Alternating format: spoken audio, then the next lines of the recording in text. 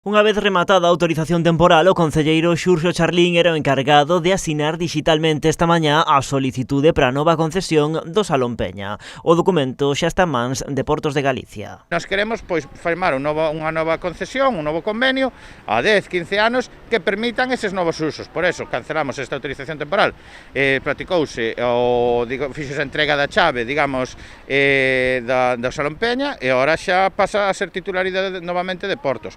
Pero nos remitimos esa solicitude dunha nova concesión administrativa por 10-15 anos. Tal e como se comprometera con Portos, o Concello desaloxou o espazo e entregou as chaves ao organismo autonómico. Facíamos o mobiliario total e desaloxouse. Sí que pagamos igual a luz, pagamos igual o mantemento do edificio, porque non o vamos a cortar, porque entendemos que isto é unha situación temporal, pero esperemos que se resolva canto antes esta situación burocrática. A actual situación, explica o edile temporal, no tempo en que tarde en resolverse a solicitude da nova concesión, un tempo no que o Concello tampouco perde oportunidade de organizar eventos en Peña, de balde e con autorizacións puntuais. As que non se van celebrar alí a partir de agora son as que tiñan fins lucrativos, como o Desmarket, o Mercado das Flores ou o túnel do Viño de Albariño.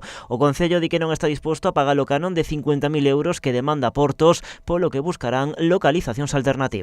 Hai que buscar algunha saída, está claro, non queda outra, intentar traballar para buscar esa saída, pero está claro que por 4 eventos ao ano non se pode pagar 50.000 euros por un local, porque hai asumir un aluguer de 4.000 euros ao mes. E insisten que a desafección para que a nave pase a ser de titularidade municipal é a solución definitiva. A veciñanza entendía como propia a nave de Peña, por iso que vamos a reivindicar, ante as administracións que a nave de Peña pase a ser de titularidade municipal. Para iso o Concello vai remitir de novo a Portos un acordo plenario do 2016 demandando a titularidade do Salón Peña, así como doutros espazos como o Paseo da Calzada ou o das Palmeiras.